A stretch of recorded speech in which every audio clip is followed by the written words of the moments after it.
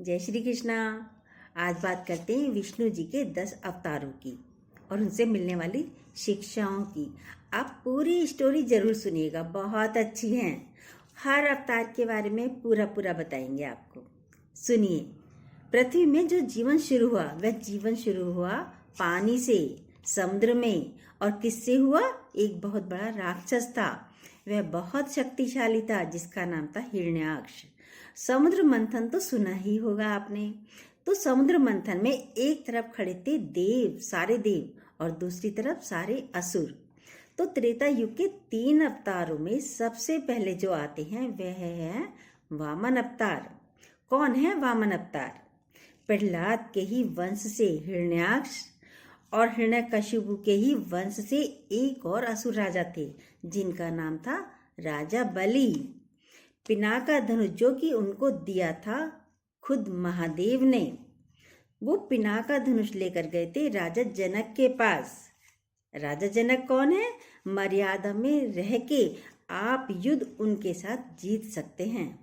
जो मर्यादा अमर्यादित लोगों के साथ मर्यादा में रह के राम भी नहीं जीत सकते। अमर्यादित लोगों के साथ मर्यादा में रह के तो राम भी नहीं जीत सकते। समय बदल गया था, लोग बदल गए थे, दुश्मन बदल गए थे, मर्यादा भी बदल गई थी।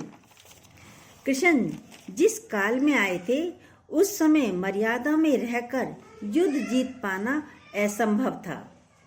पूरा जो समय है वह 4 युगों में बटा है: सतयुग, त्रेता युग, द्वापर युग और कलयुग। सतयुग में 4 अवतार आए हैं विष्णु जी के। कौन कौन से आए हैं वह सुनिए। मत्स्य अवतार, कूर्म अवतार, वराह अवतार और नरसिंह अवतार। तो पहले इन 4 अवतारों के बारे में हम बात करते हैं जल्दी, फिर उसके बाद चलेंगे त्रेता युग में।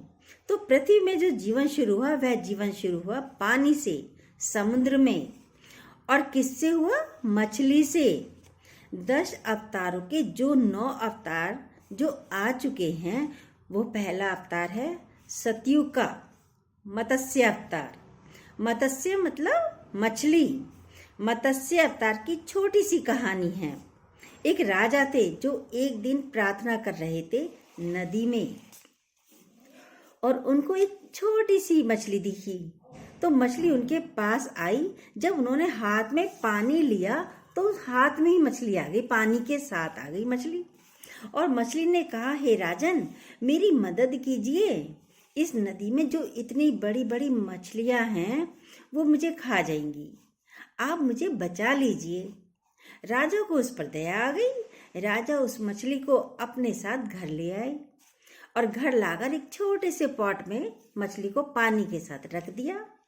अगले दिन जब सुबह राजा ने उठकर देखा तो मछली बड़ी हो गई है, पॉट छोटा हो गया। तो पॉट छोटा हो गया तो उन्होंने कहा, इसे मछली को बड़े पॉट में रख दो। राजा ने अपने लोगों को आदेश दिया कि इसे इसमें से निकालकर बड़े बर्तन में रख दो। मछली को बड़े बर्तन में रख दिया गया। अब अगले दिन सुबह राजा जब उठते हैं फिर मछली को देखते हैं तो वो मछली और बड़ी हो गई, पॉट फिर छोटा हो गया। अब उन्होंने कहा, और बड़े बर्तन में डाल दो मछली को। और बर्तन बड़ा लाया गया, उसमें डाल दिया गया। अगले दिन फिर उठते हैं, फिर देखते हैं मछली और बड़ी हो गई। ऐसे ही 2-3 दिन ऐसे ही चलता रहा। रोज मछली बड़ी हो जाए, बर्तन छोटा हो जाए। जब कई बार ऐसा होता गया तो राजा को समझ में आया कि कोई आम मछली नहीं है, ये कुछ समझाने की कोशिश कर रही है मुझे। तब राजा ने हाथ जोड़कर पूछा, कौन हैं आप? तब विष्णु भगवान ने अपना रूप दिखाया जो कि मछली रूप में थे, और उन्होंने कहा कि हे राजन, एक बहुत बड़ी नाव तैयार करो जिसमें सारे सप्तऋषि, सारे वेद, सारे पुराण, पौधों की सारी प्रजातियां और जानवरों और पक्षियों की सारी प्रजातियां मानव के साथ जमा करो। उस बड़ी सी नाव में यानी शिप में बहुत बड़ा जहाज बनाओ। उस शिप में, उस जहाज में सबको रखो, डालो, और मैं उस पूरे शिप को एक ऐसी जगह ले जाऊंगा जहां पे तुम सब बाढ़ से बच जाओगे। और वहां से फिर वापस से पूरी सृष्टि बनी और चलना शुरू हुई।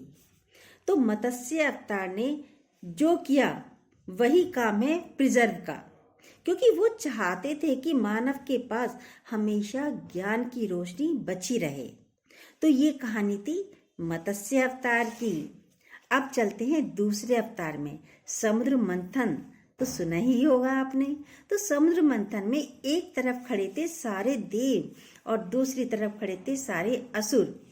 एक पर्वत को उल्टा करके वासुकी को टर्निंग रोप बना के मंथन शुरू किया, लेकिन वो जो पर्वत था वह टिक नहीं पा रहा था और घिस रहा था और टूट रहा था।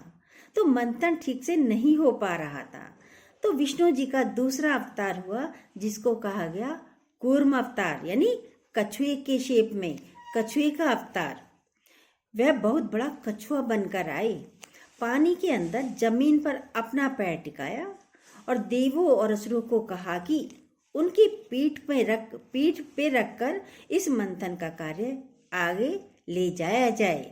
नहीं तो ये पॉसिबल नहीं था। समुद्र मंथन से बहुत सारी चीजें निकली। हलाहल निकला, जिसको शिव जी ने पान किया था, गले में धारण किया था, इसलिए उनका नाम नीलकंठ पड़ा। इसके अलावा बहुत सारी चीजें निकली और आखिरी में निकला अमृत कलश, जिसे बाद में गरुड़देव ने चुराया अपनी माँ को दासित्व से मुक्त कराने के लिए। लेकिन अमृत कलश को लेकर जो निकला था सागर मंथन से, उसका नाम था धन्वंतरी। धन्वंतरी आज भी गॉड ऑफ हेल्थ कहा जाता है। धन्वंतरी को गॉड ऑफ हेल्थ कहते हैं और धन्वंतरी के नाम पर ही हम और आप हर साल धनतेरस मनाते हैं। ये था विष्णु जी का दूसरा अवतार, इसका नाम था कूर्म अवतार। और तीसरे अवतार का नाम है वराह अवतार। एक बहुत बड़ा राक्षस था जिसका नाम था हिरण्याक्ष।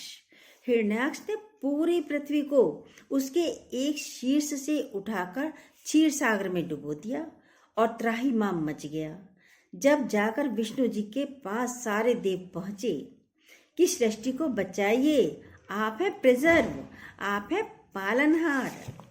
और तब विष्णु जी ने अपना तीसरा अवतार लिया, जिसका नाम वराह अवतार है, जंगली सुअर का चेहरा और बहुत शक्तिशाली इंसानी शरीर। वो क्षीर सागर के अंदर गए, जहां पर हिरण्याक्ष पृथ्वी को लेकर बैठा हुआ था। कई सौ साल तक दोनों में युद्ध चला और फिर जाकर पानी से वराह अवतार ने अपने चेहरे पे अपने सिंग के ऊपर सिंग जो था चेहरे पर, सिंग के ऊपर रख के उसको पानी से बाहर निकाला। तो वो तस्वीरें आपने देखी भी होंगी, जिसमें वराह अवतार के सिंग के ऊपर पृथ्वी रखी हुई है और वो पानी से बाहर आ रहे हैं। तो वहां पे हिरण्याक्ष को हरा के इस तरीके से वे पृथ्वी को लेकर बाहर आते हैं पानी से। लेकिन इसका एक साइंटिफिक साइन भी है। वाइल्ड बोर जो है, वराह अवतार जो है, उनके लिए ये माना गया है पहली बार पृथ्वी में पानी से बाहर जीवन लाने के लिए उनको चुना गया था। जमीन पर जीवन लाने का जिस जानवर ने काम किया था वो थे वराह अवतार। चौथे अवतार है नरसिंह अवतार। ना वो देव थे ना असुर, उनका नाम था नरसिंह अवतार और ये थे चौथे अवतार। और सतयुग के आखिरी अवतार तो त्रेता युग के सबसे पहले में आते हैं।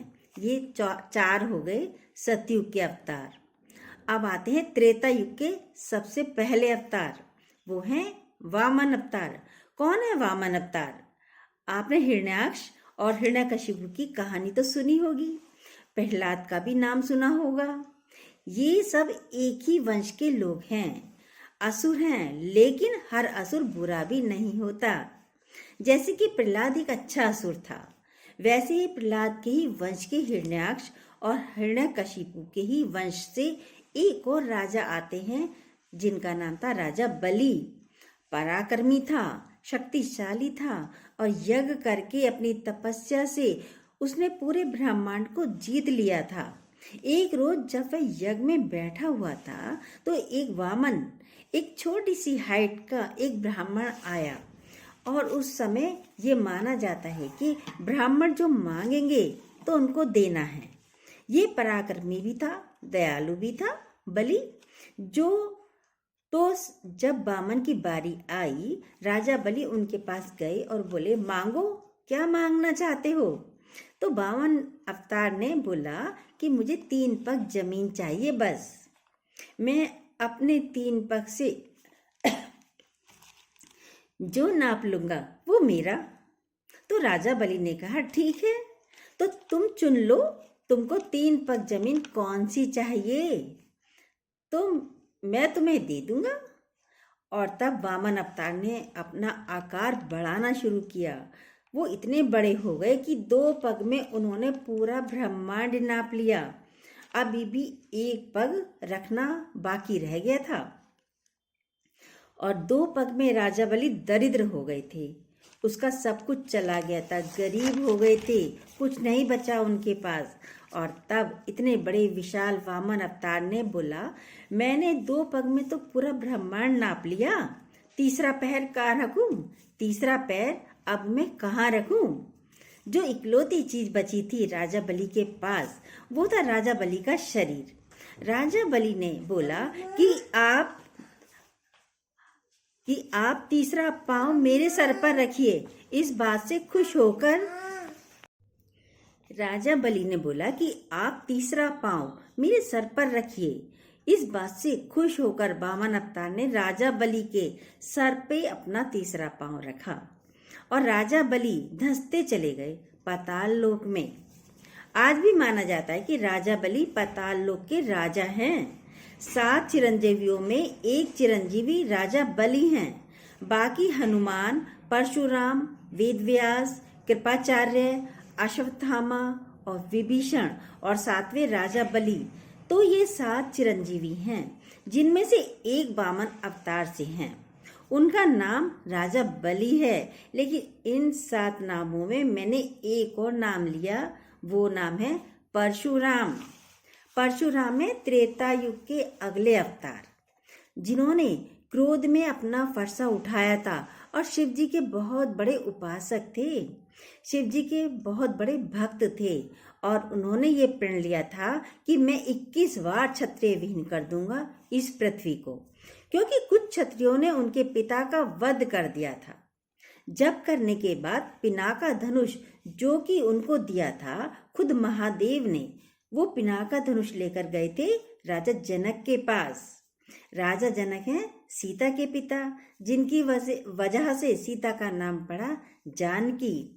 और ये वही पिनाका धनुष है जिसे सीता जी ने 6 साल की उम्र में उठाया और देखकर परशुराम ही वो अवतार हैं जिन्होंने राजा जनक को ये बताया था कि सीता के लिए जो सही वर होगा वो वही हो सकता है जो मेरे इस दिए हुए पिनाका धनुष की प्रत्यंचा चढ़ा पाएगा।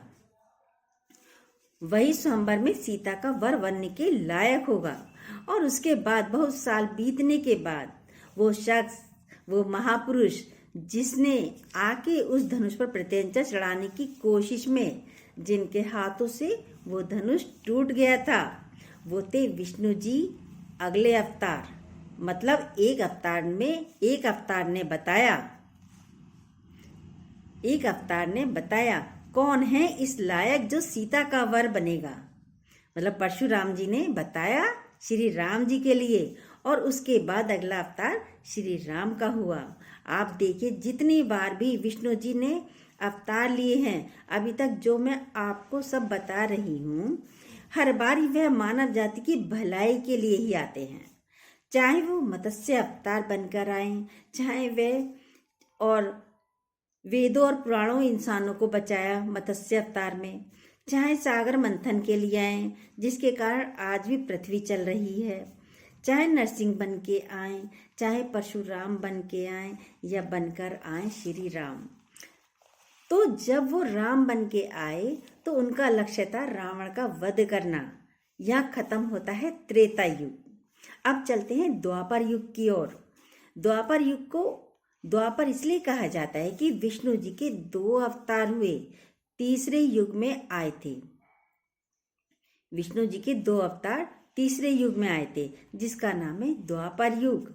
एक नाम है कृष्ण और दूसरा नाम है बुद्ध। बुद्ध के बारे में हम सब जानते हैं। पुराने नामों को जरा कम जानते थे, इसलिए उनके बारे में हमने आपको ज्यादा बताया है। पर आपको कृष्ण के बारे में एक बात जरूर बताएंगे।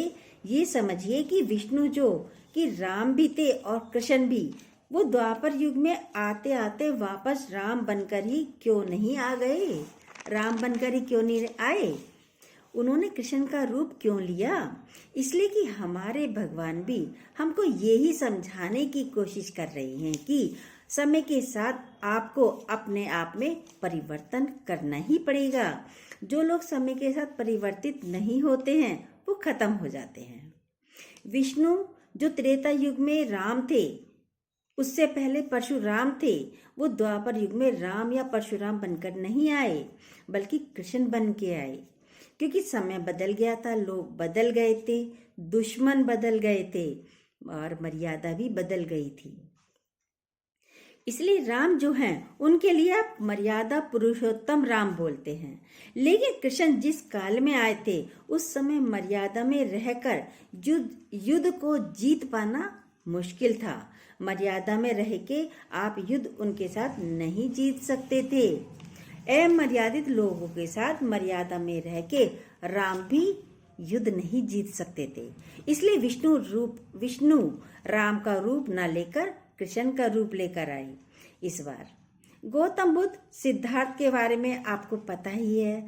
आखिरी जो अवतार है जो इस युग का है, जिसका इंतजार हम सब कर रहे हैं, उसका नाम है कल्कि अवतार।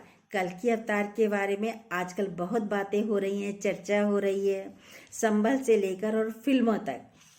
तो कल्कि के बारे में ज्यादा नहीं बताएंगे। ये 10 अवतार में ये 9 अवतार थे, तो जो आ चुके हैं 9 अवतार, और 10 अवतार का आखिरी अवतार जिसका हम सब इंतजार कर रहे हैं, उसका नाम है कल्कि। तो ये थे विष्णु जी के 10 अवतार। कैसी लगी यहाँ इनके बारे में जानकारी? अच्छी लगी हो तो प्लीज़ जो न्यू हो सब्सक्राइब कीजिएगा, लाइक कीजिएगा, कमेंट कर सकते हैं और बेल को दोबारा प्रेस जरूर कीजिएगा। जय श्री कृष्णा।